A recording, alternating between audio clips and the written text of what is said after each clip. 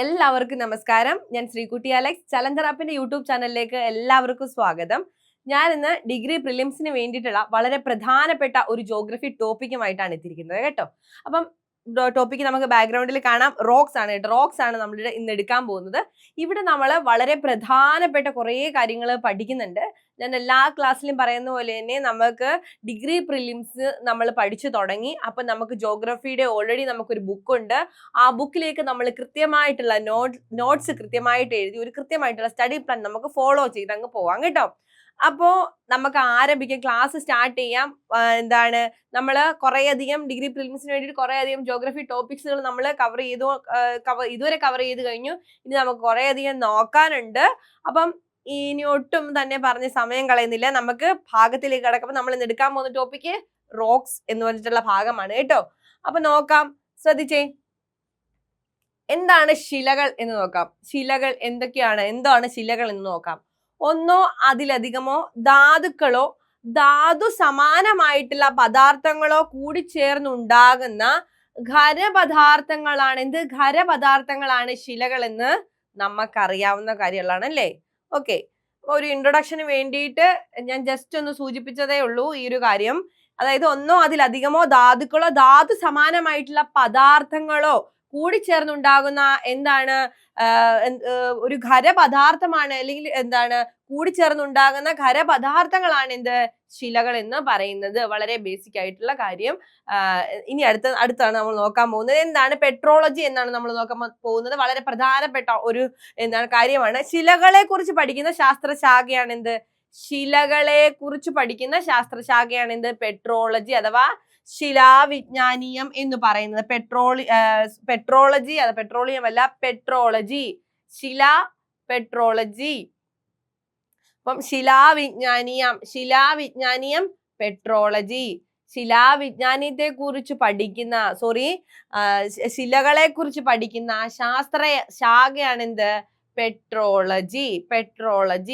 ശിലകളെ കുറിച്ച് പഠിക്കുന്ന ശാസ്ത്ര ശാഖയാണ് പെട്രോളജി എന്ന് പറയുന്നത്. വളരെ പ്രധാനപ്പെട്ട ഒന്നാണ് ശിലാവിജ്ഞാനീയം അഥവാ പെട്രോളജി എന്ന് പറയുന്നത്. എന്തിനെ കുറിച്ച് പഠിക്കുന്ന ശാസ്ത്രശാഖയാണ് എന്ന് പരീക്ഷയ്ക്ക് ചോദിച്ചാൽ ഉറപ്പായിട്ടും നിങ്ങൾക്ക് പറയാൻ സാധിക്കണം. എന്തിനെ കുറിച്ചാണ്? ശിലയെ കുറിച്ച് പഠിക്കുന്ന ശാസ്ത്രശാഖയാണ് പെട്രോളജി. മനസ്സിലായോ? ഇനി നമുക്ക് അടുത്തത് നോക്കാം. ശ്രദ്ധിച്ചേ. ശിലകളിൽ അടങ്ങിയിരിക്കുന്ന ധാതു ഘടക വിശേഷങ്ങൾ,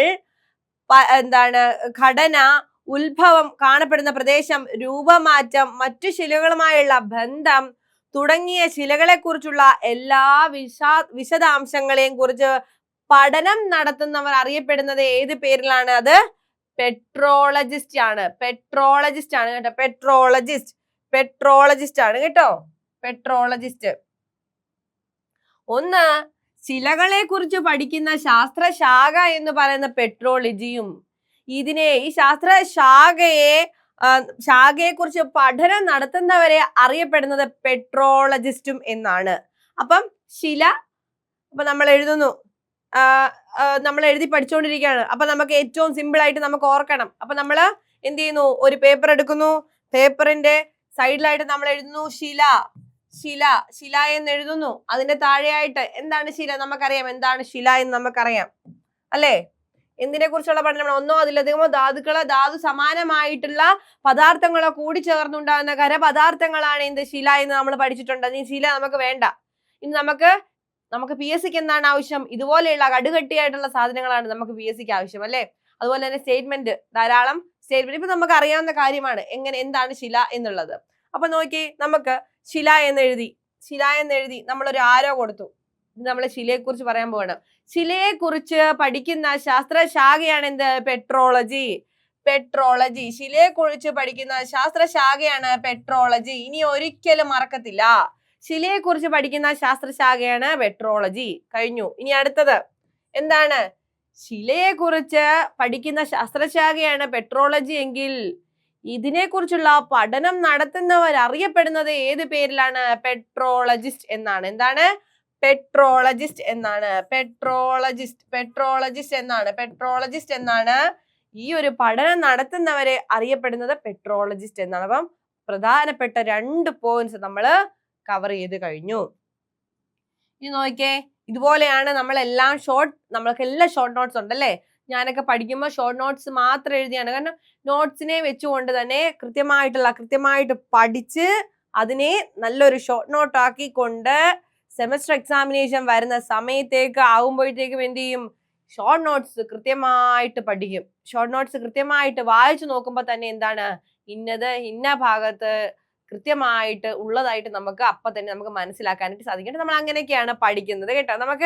നമുക്ക് എന്താണ്, നമ്മൾ പറയും ഹാർഡ് വർക്ക്, സ്മാർട്ട് വർക്ക് എന്നൊക്കെ പറഞ്ഞാലും എത്രയെന്നൊക്കെ പറഞ്ഞാലും നമ്മളെ മനസ്സിരുത്തി പഠിച്ചാലേ നമ്മുടെ മനസ്സിലേക്ക് വല്ലതും കയറുകയുള്ളൂ. അല്ലാതെ നമ്മളിപ്പോ ട്രിക്സും നമ്മളിപ്പോ പറയുന്നു എന്താണ് ഇത് പഠിക്കാൻ ഇന്നത് ഒരു ചെറിയ ട്രിക്സ് ഒക്കെ പറഞ്ഞതാ മിസ്സേ എന്നൊക്കെ പറഞ്ഞാലും, അല്ലെങ്കിൽ ഇപ്പം ചില കാര്യങ്ങൾ പഠിക്കാൻ നമുക്ക് കോഡ് നമ്മൾ യൂസ് ചെയ്യാറുണ്ടല്ലേ. അപ്പൊ കോഡ് നമ്മൾ യൂസ് ചെയ്യുമ്പോൾ നമ്മുടെ വിചാരം നമ്മൾ ഓർക്കുമെന്നാ. ചിലർക്ക് സാധിക്കും കേട്ടോ, എന്നാൽ എല്ലാവർക്കും പറ്റണം അല്ലെങ്കിൽ എല്ലാവർക്കും സാധിക്കില്ല എന്നൊന്നും അല്ല ഞാൻ പറയുന്നത്. ചിലർക്കൊക്കെ സാധിക്കും കേട്ടോ. അങ്ങനെ എന്നെ സംബന്ധിച്ച് എനിക്കെല്ലാം ഓർഡറിൽ കൃത്യമായിട്ട്, എനിക്ക് ഈ കോഡൊന്നും എനിക്ക് പറ്റത്തില്ല. എന്നെ സംബന്ധിച്ച് കോഡ് എനിക്ക് ഇഷ്ടമല്ല കോഡ്. കാരണം കോഡ് പഠിക്കാൻ വേറെ സമയം നമ്മൾ കളയും. അതുപോലെ തന്നെ നമുക്ക് ഇത് പഠിക്കും. ആ കോഡ് പഠിക്കുന്ന സമയം ഉണ്ടെങ്കിൽ നമുക്ക് ഇത് കൃത്യമായിട്ട് പഠിച്ചു പോകത്തില്ലേ എന്ന് ചിന്തിക്കുന്ന കൂട്ടത്തിലാണ് ഞാൻ കേട്ടോ. പക്ഷെ അങ്ങനല്ല, നിങ്ങൾക്ക് ഞാൻ കോഡൊക്കെ തരാം കേട്ടോ. അപ്പൊ എന്നോട് കുറെ പേര് ചോദിച്ചിട്ടുണ്ട്, എന്ന് വെച്ചാൽ കോഡൊക്കെ തരാമോ എന്നൊക്കെ ചോദിച്ചിട്ടുണ്ടായിരുന്നു. കോഡൊക്കെ തരാം കേട്ടോ.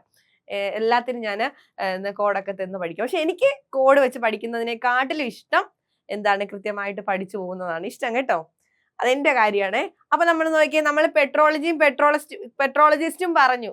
ഇനി നമ്മൾ പറയാൻ പോകുന്നത് എന്താണെന്ന് നോക്കിയേ, ശിലകളിലെ വൈവിധ്യത്തിന് കാരണം നമുക്കറിയാല്ലേ, പലതരത്തിലുള്ള റോക്സ് ഉണ്ട്.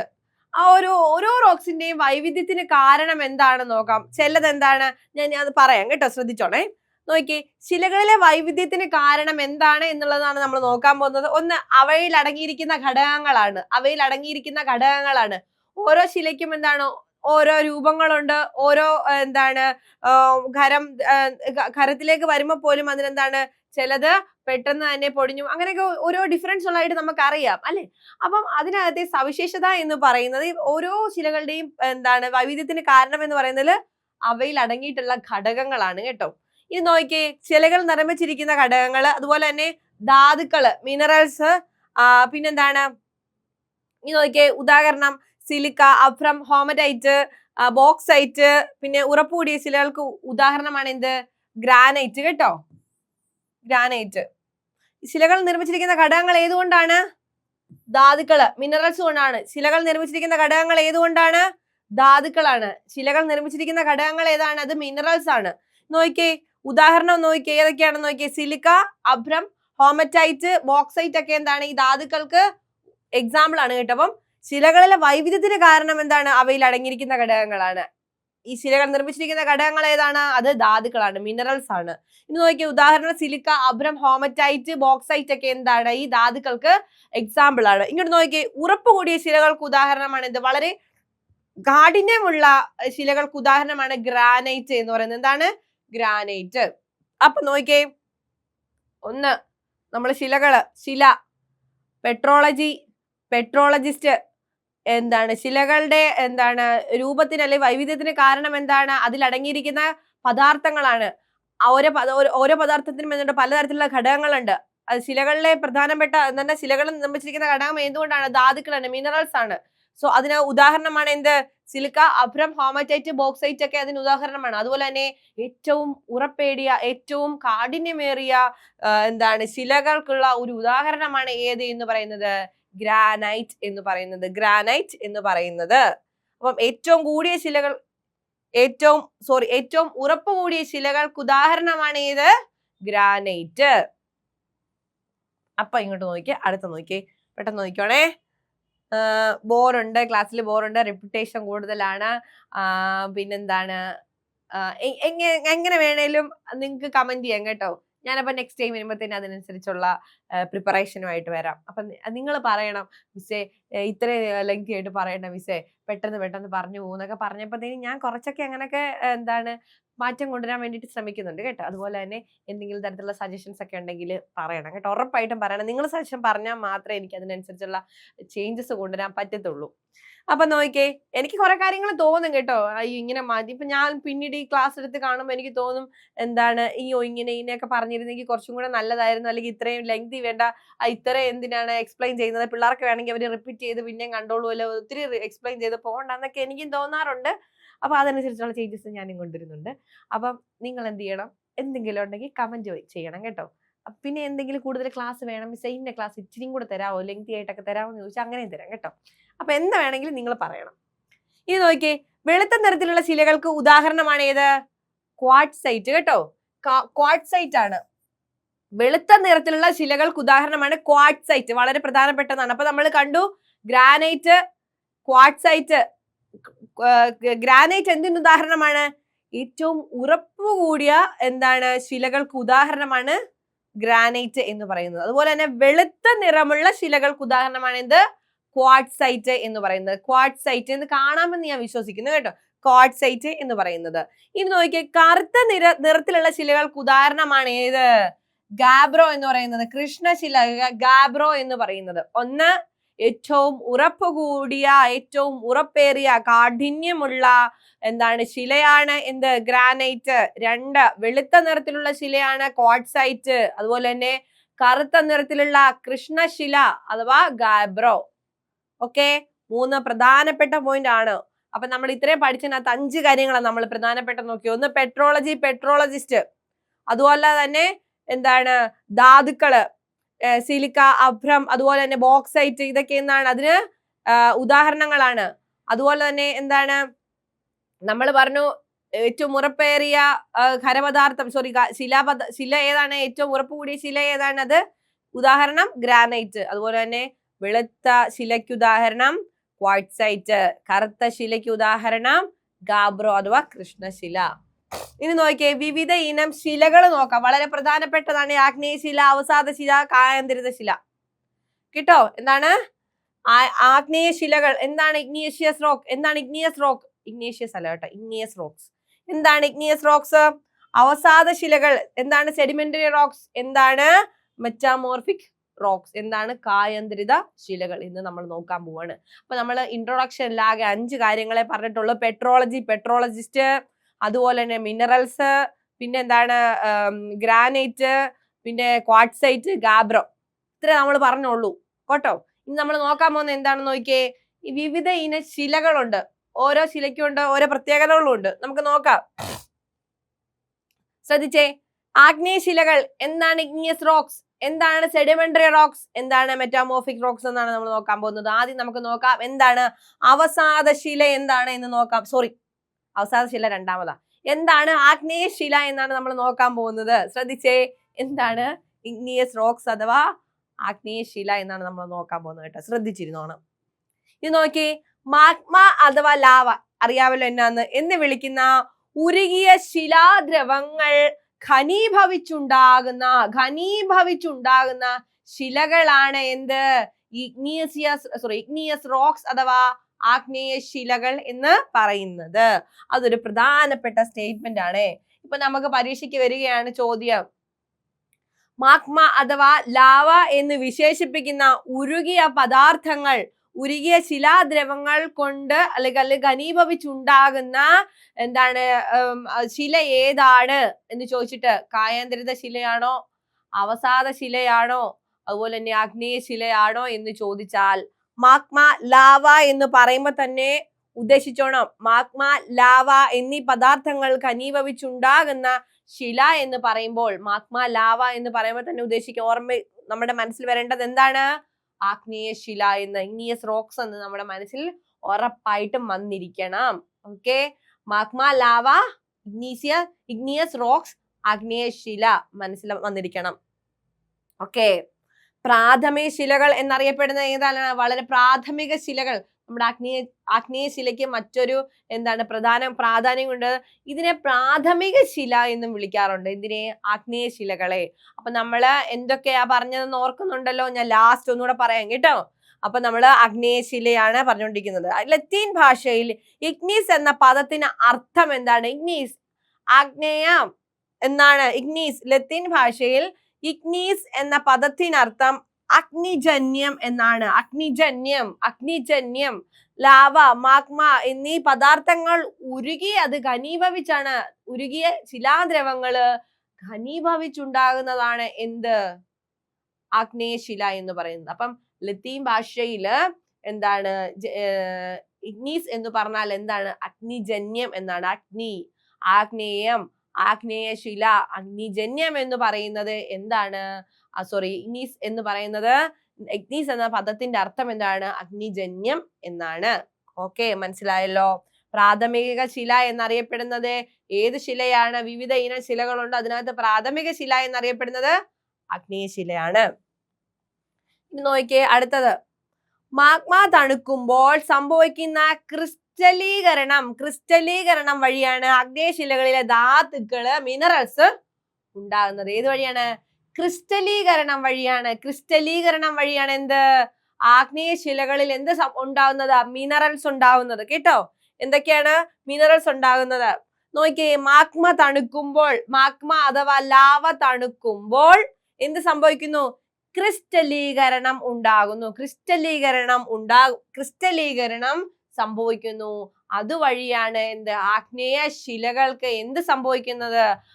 മിനറൽസ് ഉണ്ടാകുന്നത്. അങ്ങനെയാണ് ആഗ്നേയ ശിലകൾ, ഇഗ്നിയസ് റോക്സിന് മിനറൽസ് ഉണ്ടാകുന്നത്.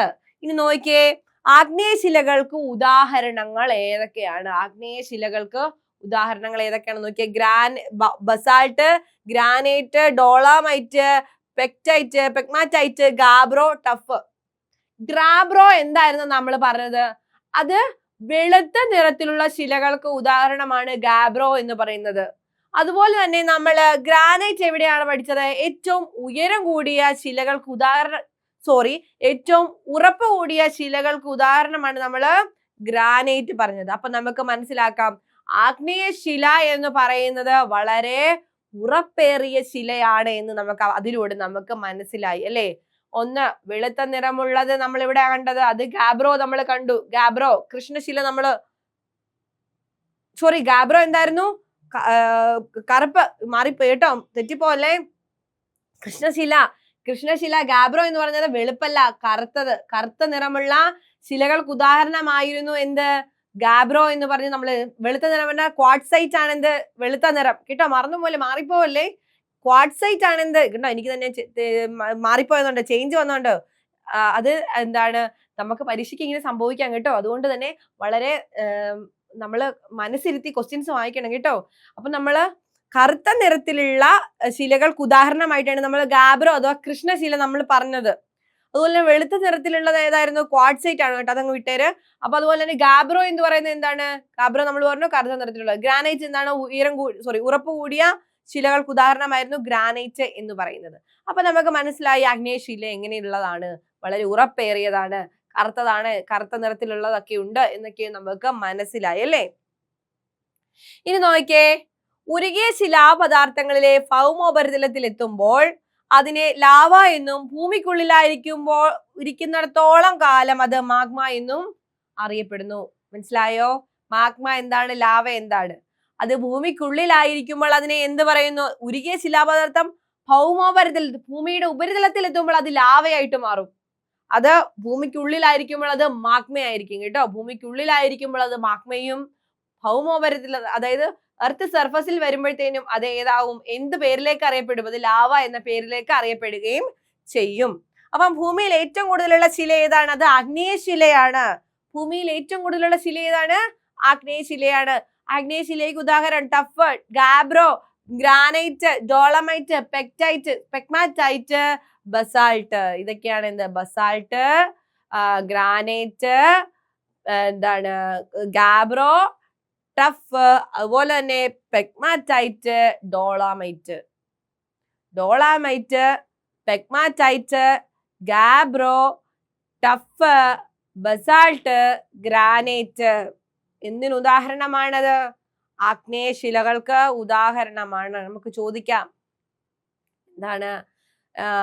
Granite, tuff, gabbro, pegmatite, dolomite, basalt എന്നീ ശിലകൾ എന്തിന് ഉദാഹരണമാണ്, അല്ലെങ്കിൽ ഏത് ശിലയാണ് എന്ന് ചോദിച്ചാൽ ഉറപ്പായിട്ടും ഇനിയും പരീക്ഷയ്ക്ക് വരുമ്പോൾ എന്റെ പിള്ളേരെല്ലാം എഴുതണം ആഗ്നേയശില, ഇഗ്നിയസ് റോക്സ് എന്ന് എഴുതണം കേട്ടോ.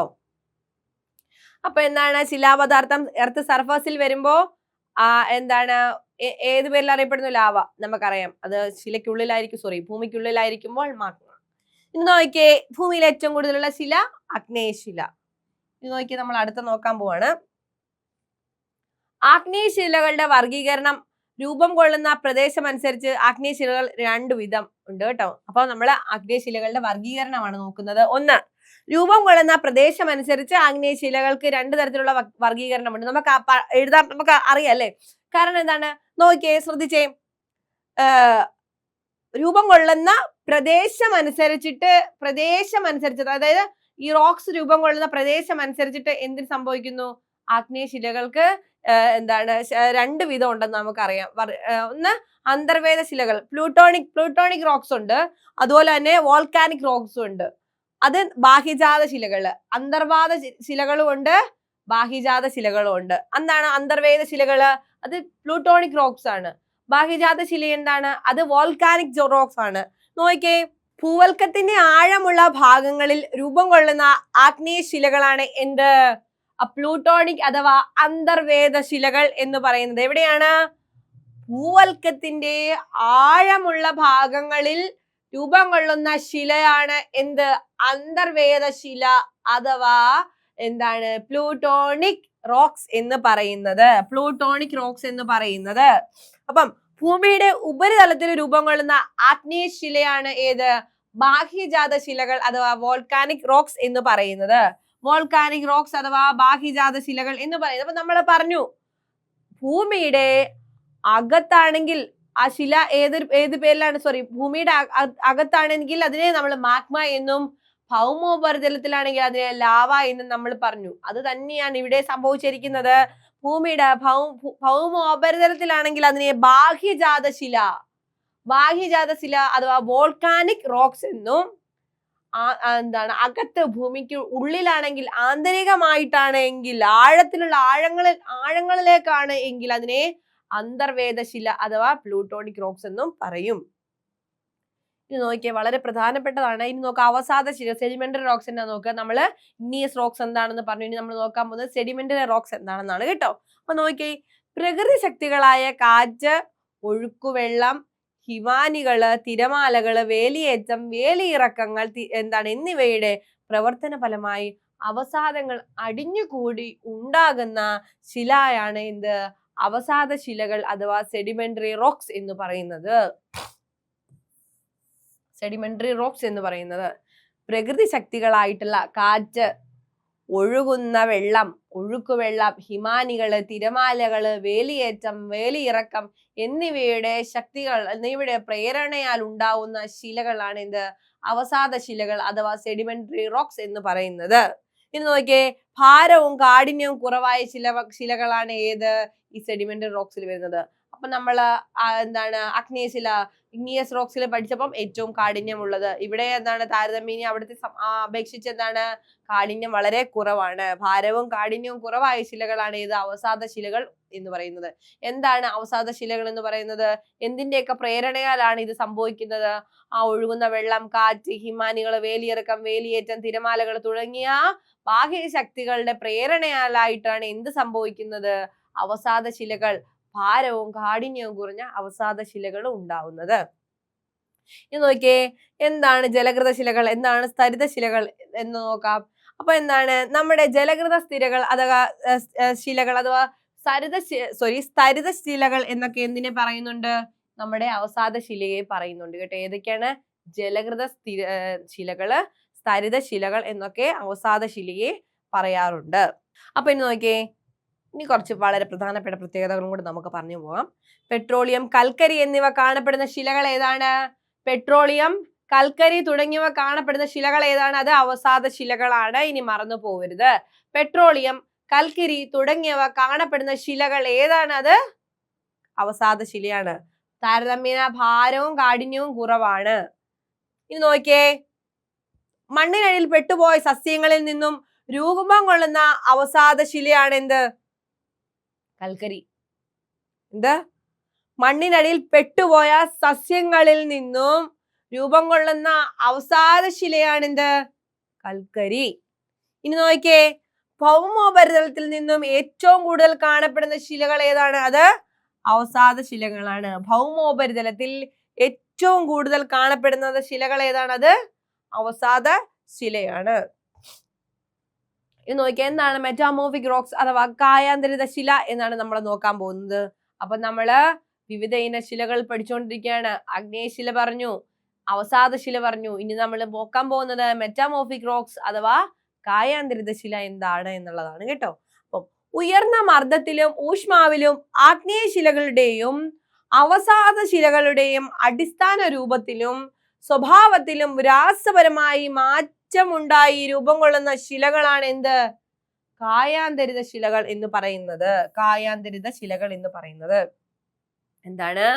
ഉയർന്ന മർദ്ദത്തിലും ഊഷ്മാവിലും ആഗ്നേയ ശിലകളുടെയും അവസാദ ശിലകളുടെയോ അടിസ്ഥാന രൂപത്തിലും സ്വഭാവത്തിലും രാസപരമായിട്ട് മാറ്റമുണ്ടായി രൂപം കൊള്ളുന്ന ശിലകളാണ് ഏത് എന്ന് പറയുന്നത്? കായാന്തരിത ശിലകൾ എന്ന് പറയുന്നത്. ഇനി നോക്കിയേ, കായാന്തരിത ശിലകളുടെ രൂപീകരണത്തിലേക്ക് നയിക്കുന്ന രൂപമാറ്റ പ്രക്രിയയാണ് എന്ത്? കായാന്തരിതം അഥവാ മെറ്റാമോർഫിസം എന്ന് പറയുന്നത്. കായാന്തരണം അഥവാ മെറ്റാമോർഫിസം അതായത് ഈ ഒരു പ്രവർത്തനത്തിലേക്ക്, ഈ ഒരു രൂപീകരണത്തിലേക്ക് നയിക്കുന്ന രൂപമാറ്റ പ്രക്രിയയാണ് കായാന്തരണം അഥവാ മെറ്റാമോർഫിസം എന്ന് പറയുന്നത്.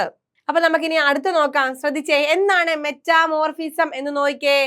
മെറ്റാമോർഫിസം എന്ന വാക്കിന്റെ ഉത്ഭവം എവിടെ നിന്നാണ്? നോക്കിയേ, മാറ്റം എന്ന അർത്ഥം വരുന്ന ഗ്രീക്ക് വേർഡായിട്ടുള്ള മെറ്റ എന്ന വാക്കിൽ നിന്നും, അതുപോലെ തന്നെ എന്താണ് മോർഫ് എന്നാൽ എന്താണ്? രൂപം എന്ന അർത്ഥം വരുന്ന രണ്ട് പദങ്ങളിൽ നിന്നാണ്. മോർഫ് എന്നീ രണ്ട് പദങ്ങളിൽ നിന്ന്, മെറ്റാമോർഫ് മാറ്റം, രൂപം എന്നീ രണ്ട് പദങ്ങളിൽ നിന്നാണ് മെറ്റാമോർഫിസം രൂപമാറ്റം എന്ന പദം ഉത്ഭവിച്ചിരിക്കുന്നത്. ഏത് വേർഡാണ്? ഗ്രീക്ക് വേർഡിൽ നിന്ന്. മറന്നുപോലെ. ഇനി നോക്കിയേ, കായാന്തരിത ശിലകൾക്ക് ഉദാഹരണങ്ങൾ ഏതാണ്? ഒന്ന് slate, nice, marble, schist, quartzite ഒക്കെ എന്താണ് ഇതിന് ഉദാഹരണമാണ്. ക്വാർട്സൈറ്റ് നമ്മൾ എവിടെ കണ്ടു? ക്വാർട്സൈറ്റ് നമ്മൾ കണ്ടു എവിടെ? എന്താണ്? വെളുത്ത നിറത്തിലുള്ള ഏത് ശിലയാണ് എന്ത്? ക്വാർട്സൈറ്റ് എന്ന് പറയുന്നത്. അങ്ങനെയാണ് കറുത്ത നിറത്തിലുള്ള ശില ഗാബ്രോ കൃഷ്ണശില നമ്മൾ പറഞ്ഞായിരുന്നു അല്ലെ. അപ്പൊ എന്താണ് നമ്മൾ അതെവിടെയാണ് പഠിച്ചത്? നമ്മൾ ആഗ്നേയ ശിലയിലാണ് പഠിച്ചത് അല്ലെ. അതായത് ബസാൾട്ട്, അതുപോലെ ഡോളമൈറ്റ്, പെഗ്മാറ്റൈറ്റ്, ഗ്രാനൈറ്റ്, പിന്നെന്താണ് ടഫ്, ഗാബ്രോ ഒക്കെ എന്താണ് നമ്മൾ പറയുന്നത്? അതൊക്കെ ആഗ്നേയ ശിലയാണ് അല്ലെ. അപ്പൊ ഇവിടെ നമ്മൾ കണ്ടു ക്വാർട്സൈറ്റ് ഒക്കെ. സോറി, ക്വാർട്സൈറ്റ് എന്താണ്? ക്വാർട്സൈറ്റ് വെളുത്ത നിറത്തിലുള്ള ശിലയ്ക്ക് ഉദാഹരണമാണ്. അതെന്താണ്? അത് കായാന്തരിത ശിലയാണ് കേട്ടോ. നോക്കിയേ, കായാന്തരീകരണം രണ്ട് രീതിയിലാണ് നടക്കുന്നത്. ഒന്ന് ബലതന്ത്ര കായാന്തരീകരണം, അതായത് ഡൈനാമിക് മെറ്റാമോർഫിസവും അതുപോലെ തന്നെ തെർമൽ മെറ്റാമോർഫിസം, രണ്ട് രീതിയിലാണ് കായാന്തരീകരണം നടക്കുന്നത്. ഒന്ന് എന്തായിരുന്നു? ഡൈനാമിക് മെറ്റാമോർഫിസവും തെർമൽ മെറ്റാമോർഫിസവും. എന്താണ്? ബലതന്ത്ര കായാന്തരീകരണവും അതുപോലെ തന്നെ താപീയ കായാന്തരീകരണം. ഇത് രണ്ടുമാണ് എന്ത് എന്ന് പറയുന്നത്? കായാന്തരീകരണത്തിന് രണ്ട് തരത്തിലുണ്ട് എന്ന് പറയുന്നത്. ഒന്ന് ബലതന്ത്ര കായാന്തരീകരണം, ബലതന്ത്രം, ഡൈനാമിക് മെറ്റാമോർഫിസവും അതുപോലെ തന്നെ തെർമൽ മെറ്റാമോർഫിസവും. ബലതന്ത്രം, താപീയം. ബലതന്ത്രം ഡൈനാമിക്, താപീയം എന്താണ്? തെർമല്. ഓക്കെ, ഇനി എന്താണ് ബലതന്ത്രം, എന്താണ് താപീയ കായാന്തരീകരണം, അതായത് തെർമൽ ഡൈനാമിക് മെറ്റാമോർഫിസം എന്താണ് എന്നുള്ളത് നമുക്ക് ജസ്റ്റ് ഒരു ചെറിയ എക്സ്പ്ലനേഷൻ നമുക്ക് നോക്കിപ്പോകാം. നോക്കിക്കേ, സാരമായിട്ടുള്ള രാസമാറ്റങ്ങൾ ഒന്നും സംഭവിക്കാതെ തന്നെ ശിലകളിൽ അടങ്ങിയിട്ടുള്ള ധാതുക്കൾ, തനത് പ്യുവർ മിനറൽസ് ഇല്ലേ, അത് പൊട്ടിയും അല്ലാതെയും ഒക്കെ എന്താണ് പുനരേകീകരിക്കപ്പെടുന്നത്. പുനരേകീകരിക്കപ്പെടുന്നതാണ് എന്ത് എന്ന് പറയുന്നത്? ആ ഒരു പ്രക്രിയയാണ് എന്ന് പറയുന്നത് ബലതന്ത്രം, അതായത് ഡൈനാമിക് മെറ്റാമോർഫിസം എന്ന് പറയുന്നത്. അതായത് ഒരു തരത്തിലുള്ള രാസമാറ്റങ്ങൾക്ക് അത് വിധേയമാകുന്നില്ല എങ്കിൽ പോലും എന്താണ് അടങ്ങിയിട്ടുള്ള അതിനൊരു എന്താണ് തനതായിട്ടുള്ള ഒരു ധാതുക്കൾ, അതിന്റെ മിനറൽസ് ഇല്ലേ, അത് പൊട്ടിയും ഞെരുങ്ങിയും ഒക്കെ പുനരേകീകരിക്കപ്പെടുന്ന പ്രക്രിയയാണ് എന്ത് ഡൈനാമിക് മെറ്റാമോർഫിസം അഥവാ ബലതന്ത്ര കായാന്തരീകരണം എന്ന് പറയുന്നത്. ഇനി നോക്കിയേ, ശിലകളിൽ അടങ്ങിയിരിക്കുന്ന പദാർത്ഥങ്ങൾക്ക് രാസപരമായ രൂപമാറ്റം സംഭവിക്കാതെയും ശിലകളിലെ എന്താണ് ഓരോ ഇതെന്താണ് അത് പുനഃക്രമീകരിക്കപ്പെടുകയും ചെയ്യുന്നതാണ് എന്ത് എന്ന് പറയുന്നത് താപീയ കായാന്തരീകരണം എന്ന് പറയുന്നത്. അപ്പൊ എന്താണ്, ഒന്ന് സാരമായിട്ടുള്ള രാസമാറ്റങ്ങൾ സംഭവിക്കാതെ എന്താണ് അതില് തനതായിട്ടുള്ള ധാതുക്കൾ, അതിന്റെ പ്യുവർ മിനറൽസിന് എന്താണ് പൊട്ടിയും ഞെരുങ്ങിയൊക്കെ എന്താണ് ഉള്ള രീതിയിൽ എന്ത് സംഭവിക്കുന്നു, ആ മാറ്റം സംഭവിക്കുന്ന പ്രക്രിയയാണ് എന്ത് ബലതന്ത്ര കായാന്തരീകരണം അഥവാ ഡൈനാമിക് മെറ്റാമോർഫിസം എന്ന് പറയുന്നത്. ശിലകളിൽ അടങ്ങിയിരിക്കുന്ന പദാർത്ഥങ്ങൾക്ക് രാസപരമായിട്ടുള്ള രൂപീകരണം എന്താണ് സംഭവിക്കുകയും അതുപോലെ തന്നെ എന്താണ് പുനഃക്രമീകരിക്കപ്പെടുകയും ചെയ്യുന്നതാണ് മെറ്റാമോർഫിസം അഥവാ തെർമൽ മെറ്റാമോർഫിസം അഥവാ താപീയ കായാന്തരീകരണം എന്ന് പറയുന്നത്. ഇനി നോക്കിയേ, താപീയ കായാന്തരീകരണത്തെ വീണ്ടും രണ്ടായിട്ട് തിരിക്കുന്നുണ്ടോ? ഏതൊക്കെയാണെന്ന് നോക്കിയേ, സമ്പർക്ക കായാന്തരീകരണം അഥവാ കോണ്ടാക്ട് മെറ്റാമോർഫിസവും അതുപോലെ തന്നെ എന്താണ് പ്രാദേശിക കായാന്തരീകരണം അഥവാ റീജിയണൽ മെറ്റാമോർഫിസം എന്നിങ്ങനെ രണ്ട് ഭാഗങ്ങൾ രണ്ടായിട്ട് കായാന്തരീകരണത്തെ തിരിക്കുന്നുണ്ട്. ഒന്ന് സമ്പർക്ക കായാന്തരീകരണം, രണ്ട് പ്രാദേശിക കായാന്തരീകരണം. ഒന്ന് റീജിയണൽ ആണെങ്കിൽ ഒന്ന് കോണ്ടാക്ട് മെറ്റാമോർഫിസം, ഒന്ന് പ്രാദേശിക മെറ്റാമോർഫിസം. ഇനി നോക്കിയേ, അപ്പം മെറ്റാമോർഫിസം, അപ്പം ഇങ്ങനെ പ്രധാനപ്പെട്ട കുറച്ച് കാര്യങ്ങൾ റോക്സുമായിട്ടുള്ള ബന്ധപ്പെട്ട ഓൾമോസ്റ്റ് എല്ലാ കാര്യങ്ങളും നമ്മൾ ഇതിനകത്ത് ഉൾപ്പെടുത്തിയിട്ടുണ്ട് കേട്ടോ. ഒന്ന്, നമ്മൾ എവിടെയാണ് പറഞ്ഞു തുടങ്ങിയത്, നമ്മൾ എവിടെയാണ് പറഞ്ഞു നിർത്തിയത്? നമ്മള് ശിലകൾ പറഞ്ഞു. ശിലകൾ എങ്ങനെയാണ് രൂപപ്പെടുന്നത്, എന്താണ് ശിലകൾ, അതുപോലെ തന്നെ എന്താണ് ആഗ്നേയ ശിലകൾ, അവസാദ ശിലകൾ, കായാന്തരിത ശിലകൾ, അത് ഓരോന്ന് നമ്മൾ പറഞ്ഞു. അതുപോലെ തന്നെ അതിനകത്ത് നമ്മൾ പറഞ്ഞിട്ടുള്ള ശിലകളുടെ പേരുകൾ ബസാൾട്ട്, ഗ്രാനൈറ്റ്, ഡോളാമൈറ്റ്, അതുപോലെ തന്നെ ബോക്സൈറ്റ്, അഭ്രം, ഹോമറ്റൈറ്റ്, പിന്നെന്താണ് നമ്മൾ വെളുത്തതും കറുത്തതുമായിട്ടുള്ള പറഞ്ഞു ക്വാർട്സൈറ്റ്, ഗാബ്രോ, ടഫ്, ഇതെല്ലാം നമ്മൾ പറഞ്ഞു അല്ലേ. ഇതെല്ലാം എന്താണ് വളരെ പ്രധാനപ്പെട്ടതാണ് കേട്ടോ. അപ്പം ഏത് ശിലകളിലാണ് പെട്രോളിയം, കൽക്കരിയൊക്കെ ഉണ്ടാകുന്നത്? അത് അവസാദ ശിലകളിലാണ് അല്ലെ. അപ്പൊ അതൊക്കെ വളരെ പ്രധാനപ്പെട്ടതാണ് കേട്ടോ. അപ്പൊ ഏറ്റവും ഇമ്പോർട്ടന്റ് ആയിട്ടുള്ള കാര്യങ്ങളെ ഉൾപ്പെടുത്തിക്കൊണ്ടുള്ള ക്ലാസ് ആണ്.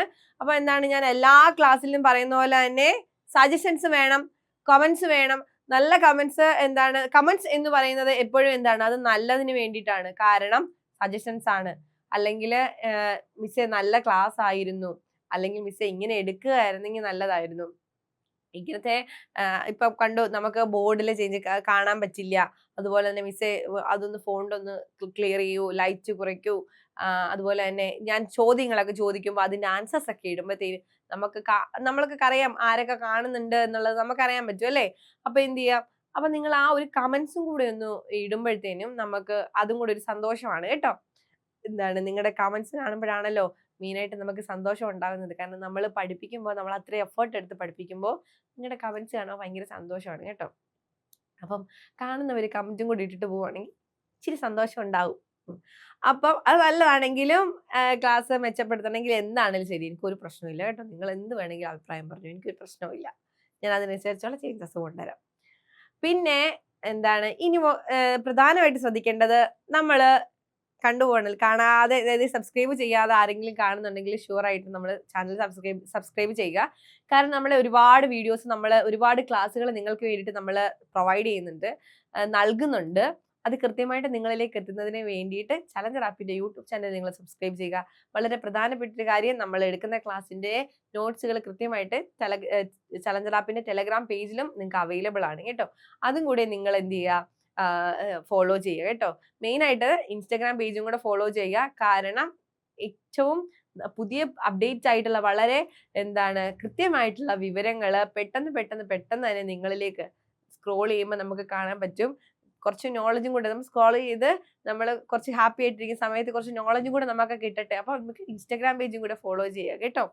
അപ്പൊ എന്ത് ചെയ്യുക, പ്രധാനമായിട്ടും LP UP അതുപോലെ തന്നെ കോമ്പറ്റേറ്റീവ് എക്സാംസ് ഒക്കെ പ്രിപ്പയർ ചെയ്യുന്ന എൻ്റെ എല്ലാ കൂട്ടുകാരും എന്ത് ചെയ്യുക, നമ്മുടെ ചലഞ്ചർ ആപ്പിന്റെ കോഴ്സുകൾ കൃത്യമായിട്ട് പർച്ചേസ് ചെയ്യാനായിട്ട് ശ്രമിക്കണം കേട്ടോ. നല്ല അവസരങ്ങളാണ് നിങ്ങൾക്ക് വേണ്ടിയിട്ട്, നല്ല അധ്യാപകരാണ് നിങ്ങൾക്ക് വേണ്ടിയിട്ടുള്ള ക്ലാസ്സുകൾ അവിടെ തയ്യാറാക്കിക്കൊണ്ടിരിക്കുന്നത്. അതിപ്പം മാക്സിമം യൂട്ടിലൈസ് ചെയ്യാൻ വേണ്ടി നിങ്ങൾ ശ്രമിക്കണം കേട്ടോ. അപ്പം ഇതുപോലുള്ള ക്ലാസ്സുകളുമായിട്ട് ഞാൻ ഇനിയും വരുന്നതായിരിക്കും. താങ്ക്